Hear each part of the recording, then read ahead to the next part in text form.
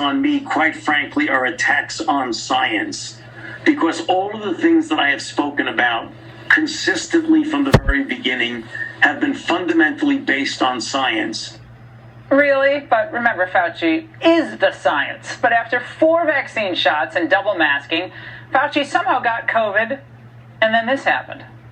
Given my age, I went on Paxlovid for 5 days, and I felt really quite well, just a bit of rhinorrhea and fatigue. And after I finished the 5 days of Paxlovid, I reverted to negative on an antigen test for 3 days in a row.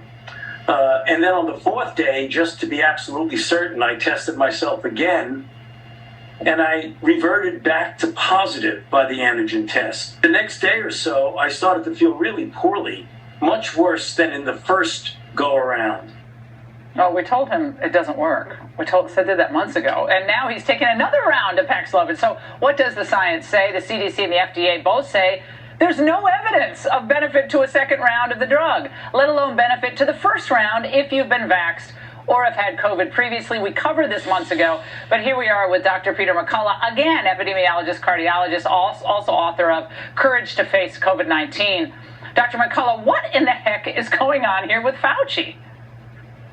You know, he should go on to a community standard of care, which has been either prolonged hydroxychloroquine or ivermectin, plus steroids in combinations with other medications.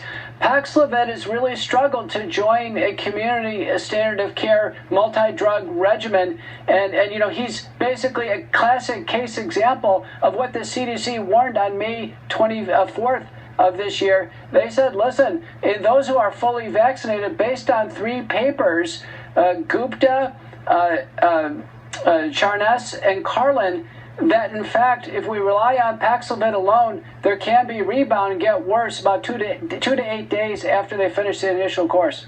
So he got a Pax rebound, and he's suffering from that, but I think he's going to be okay, thankfully. But Dr. Jay Varma, who's a Cornell epidemiologist in New York, is warning that a possible 6th COVID wave, if you lost track, is on the way.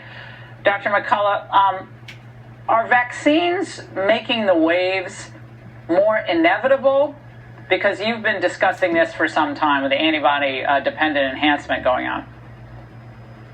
There's 3 analyses by Subramanian, Kampf, and Beatty, 145 countries now, ecological analysis, Laura. It's fairly clear that mass vaccination, which has been indiscriminate, is actually making things worse. There's more cases, hospitalizations, and deaths the more populations are vaccinated. It's a mistake to indiscriminately vaccinate in the setting of a highly prevalent pandemic.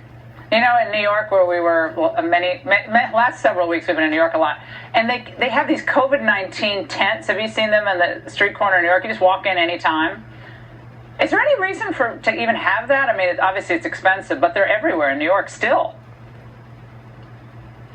You know, I don't think there's any role for mass testing. Testing has only been FDA approved for those who are acutely ill with the virus to establish a diagnosis. They don't have any role for asymptomatic or just casual testing. Dr. McCullough, great to see you as always. All right, I have some great news. Women, you wanted Freedom Matters gear, and we have